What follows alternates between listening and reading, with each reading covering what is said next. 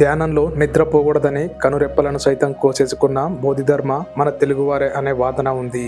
అయితే ఆయన మరణమే మిస్టరీగా మారింది. చైనాయే ఆయన్ని చంపేసిందా, లేదా ఆయన ఇండియాకు తిరిగి వచ్చేశారా? చివరి రోజుల్లో ఏం జరిగింది? తెలుగులో సెవెంత్ సెన్స్గా విడుదలైన తమిళ చిత్రం చూసిన వారికి ఈ పేరు సుపరిచితమే. అయితే ఈ సినిమాలో ఆయన గురించి చెప్పిన అన్ని విషయాలు నిజం కాదు. వాటిలో కొన్ని మాత్రమే వాస్తవం. మిగతావన్నీ సినిమా కథకు అనుగుణంగా మార్చుకున్నవే. అయితే బోధిధర్మ చరిత్ర ఆ సినిమాలో చూపించిన పాత్ర కంటే గొప్పది. ఇండియాలో పుట్టి చైనా ప్రజల ఇష్టదైవంగా మారిన ఆయన బౌద్ధ ధర్మం కోసం తన వ్యక్తిగత జీవితాన్నే త్యజించారు. కరోనా వైరస్ పీడిస్తున్న నేపథ్యంలో ప్రతి ఒక్కరూ ఆయన గురించి తెలుసుకునే ప్రయత్నం చేశారు. అయితే బోధిధర్మ గురించి ఇప్పటికే ఎన్నో రకాల కథలు, ఊహాగానాలు చక్కర్లు కొడుతున్నాయి. బోధిధర్మ అసలు పేరు ధర్మవర్మ. ఆయన 5వ శతాబ్దంలో తమిళనాడులోని కంచీపురం పాలిస్తున్న రాజు స్కందవర్మ మూడో కుమారుడు సంతానం. నాటి పల్లవ సామ్రాజ్యానికి మూడో తెలుగు చక్రవర్తిగా చరిత్రకారులు పేర్కొంటున్నారు. ఆయన ఏ భాషస్థులనే విషయంపై భిన్న వాదనలు ఉన్నాయి.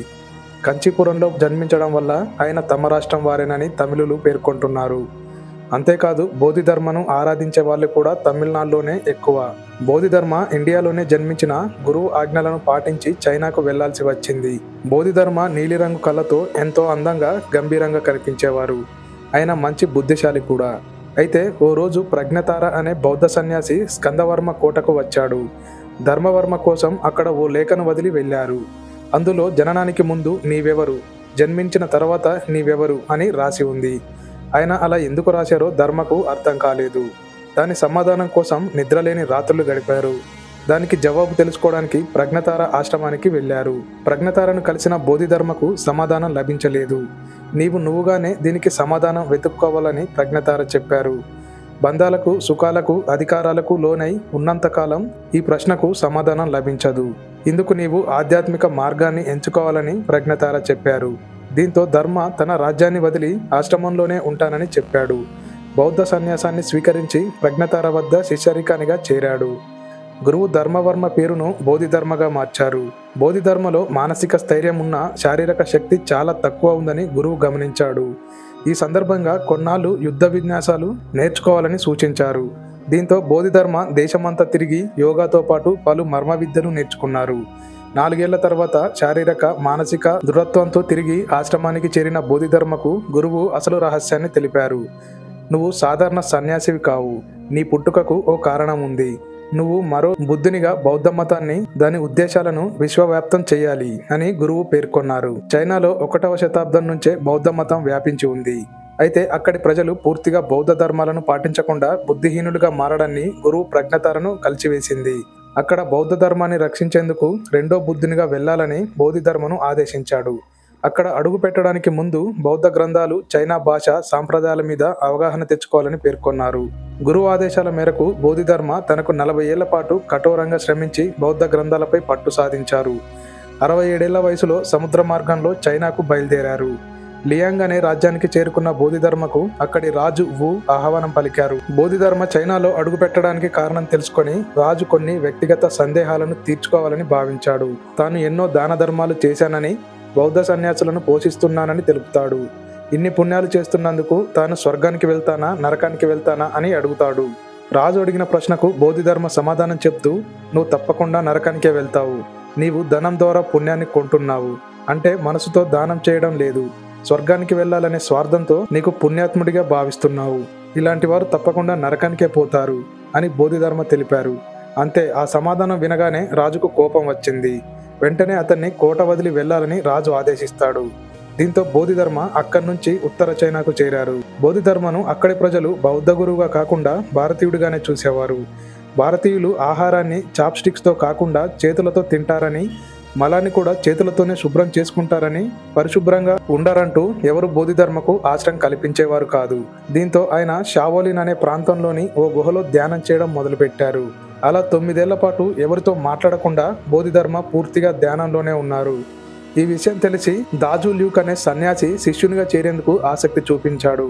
కఠోర ధ్యానంలో ఉన్న బోధిధర్మ ల్యూక్ విన్నపాన్ని పట్టించుకోరు. దీంతో ల్యూక్ ఆయనతోనే గడుపుతారు. అక్కడి వాతావరణం -డిగ్రీలకు పడిపోయినా సరే బోధిధర్మ వద్దే కూర్చొని ఎదురు చూసేవాడు. చివరికి ఓ రోజు తన కత్తితో చేతిని నరికేసుకుంటాడు. ఆ రక్తం బోధిధర్మపై పడుతుంది. దీంతో బోధిధర్మ కళ్ళు తెరిచి చూస్తారు. అనంతరం ల్యూక్ను తన శిష్యుడిగా చేర్చుకుంటారు. అతడి పేరును షెన్ గ్యాంగ్గా మారుస్తాడు. 9 ఏళ్లు ధ్యానంలోనే ఉన్న బోధిధర్మను ప్రజలు బుద్ధునికి మరో అవతారంగా భావిస్తారు. ఈ విషయం చైనా మొత్తం పాకుతుంది. అక్కడి నుంచి జపాన్, కొరియా తదితర దేశాలకు కూడా బోధిధర్మ బోధనలు విస్తరించాయి. దీంతో ఆయనకు ఆసియాలోని ఇండియా మినహా అన్ని దేశాల నుంచి శిష్యరికానికి చేరారు. వీరికి బోధిధర్మ తాను భారతదేశంలో నేర్చుకున్న యోగా తదితర మర్మకలను మేళవించి కుంగ్ఫూను నేర్పించారు. చైనాకు కుంగ్ఫూను నేర్పించిన బోధిధర్మ అనే ప్రచారం ఉంది, కానీ అది అవాస్తవం. బోధిధర్మ నేర్పించిన విద్యను షావోలిన్ కుంగ్ఫూ అంటారు. ఇది కుంగ్ఫూ కంటే మెరుగైనది, కష్టమైనది కూడా. భారతీయ యుద్ధ కళను మేళవించి ఈ కుంగ్ఫూను రూపొందించారు. ఈ విద్య చైనా ప్రజలకు ఎంతో ఉపయోగపడింది, ఆత్మరక్షణకు పనికొచ్చింది. అంతేగాక బోధిధర్మ ఆయుర్వేద వైద్యం ప్రజలకు ఎంతో ఉపయోగపడింది. అయితే సెవెంత్ సెన్స్లో చూపించినట్లు ఘోరమైన ప్లేగు వ్యాధికి గురైన చైనా ప్రజలను బోధిధర్మ రక్షించాడనే విషయం కూడా వాస్తవం కాదు. బౌద్ధ ధర్మ బోధనలు చేస్తూ బోధిధర్మ చైనా ప్రజలకు దైవంగా మారారు. 28వ బౌద్ధ ఆచార్యునిగా గుర్తింపు పొందారు. ఈ సందర్భంగా భారతదేశంలో నేర్చుకున్న మహాయాన సూత్రాలను బౌద్ధ ధర్మాలతో మేళవించి చాన్ బుద్ధిజంను సృష్టించారు. చైనాలో బోధిధర్మను దాము అని, జపానులో ధర్మ అని పిలిచేవారు. బోధిధర్మ తర్వాత ఆయన శిష్యుడు షేన్ గ్యాంగ్ 29వ బౌద్ధ ఆచార్యునిగా బాధ్యతలు స్వీకరించారు. గురువు ఇచ్చిన మాట ప్రకారం చైనాలో బౌద్ధ ధర్మాన్ని వ్యాప్తి చేసిన బోధిధర్మ ఇండియాకు తిరిగి వెళ్లాలని నిర్ణయించుకున్నారు. ఇదే విషయాన్ని తన శిష్యులకు తెలిపి షేన్ గ్యాంగ్ను ఇక గురువుగా స్వీకరించాలని ఆదేశించారు. అయితే బోధిధర్మ తమని విడిచి వెళ్లకూడదనే ఉద్దేశంతో ఓ శిష్యుడు ఆహారంలో విషం కలిపి బోధిధర్మను చంపేశాడని, బోధిధర్మ భౌతిక కాయాన్ని ఓ పర్వత ప్రాంతంలో సమాధి చేశారని చెబుతారు. అయితే అది అసత్యమని, బోధిధర్మ 170 ఏళ్ల వయసులో 536వ సంవత్సరంలో చనిపోయారనే వాదన ఉంది. చైనా ప్రజలు బోధిధర్మ చనిపోయారంటే నమ్మరు. ఇందుకు మరో కథ ప్రచారంలో ఉంది. బోధిధర్మ చనిపోయాడని భావిస్తున్న రోజుల్లో ఓ సైనికుడికి చైనా సరిహద్దుల్లో బోధిధర్మ ఒక బూటును చేతితో పట్టుకొని నడుస్తూ కనిపిస్తారు. ఈ సందర్భంగా ఆ సైనికుడు మీరు ఎక్కడికి వెళ్తున్నారని ప్రశ్నిస్తే నా స్వదేశానికి తిరిగి వెళ్తున్నా అని చెబుతారు. త్వరలో మీ రాజు చనిపోతారని బోధిధర్మ అతనికి తెలుపుతారు. తాను బతికే ఉన్నానని చెబితే నువ్వు కష్టాల్లో పడతావని హెచ్చరించి అక్కడి నుంచి వెళ్ళిపోతారు. అయితే ఆ సైనికుడు బోధిధర్మ బతికే ఉన్నాడని తాను చూశానని రాజుకు చెబుతాడు. అసత్యం చెబుతున్నావంటూ రాజు అతన్ను జైల్లో బంధిస్తాడు.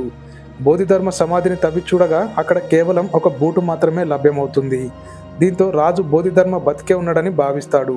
కొద్ది రోజుల తర్వాత రాజు కూడా చనిపోతాడు. అప్పటి నుంచి చైనా ప్రజలు బోధిధర్మకు మరణం లేదని, ఆయన బతికే ఉండి ఉంటారని నమ్ముతారు. ఈ నేపథ్యంలో బోధిధర్మ నిజంగా బతికే ఉన్నారా లేదా చనిపోయారా అనేది ఇప్పటికీ మిస్టరీగానే ఉంది. ప్రస్తుతం మనం తాగుతున్న టీ బోధిధర్మ కనుపాపల నుంచి పుట్టిందే అనే కథ ప్రచారంలో ఉంది. బోధిధర్మ ఓ రోజు ధ్యానం చేస్తూ నిద్రలోకి జారుకున్నారట. మళ్ళీ అలా జరగకుండా ఆయన తన కనుపాపలను తొలగించుకున్నారని, అవి నేలపై పడి టీ మొక్కలుగా మొలిచాయని చెబుతుంటారు. అప్పటి నుంచి బౌద్ధులు నిద్రలోకి జారుకోకుండా ఆ మొక్క ఆకులతో టీ తయారు చేసుకుని తాగేవారు. అప్పట్లో వాటిని చాయ్ అనేవారనే ప్రచారం ఉంది. అయితే అది వాస్తవం కాదని పరిశోధనలు వెల్లడించాయి.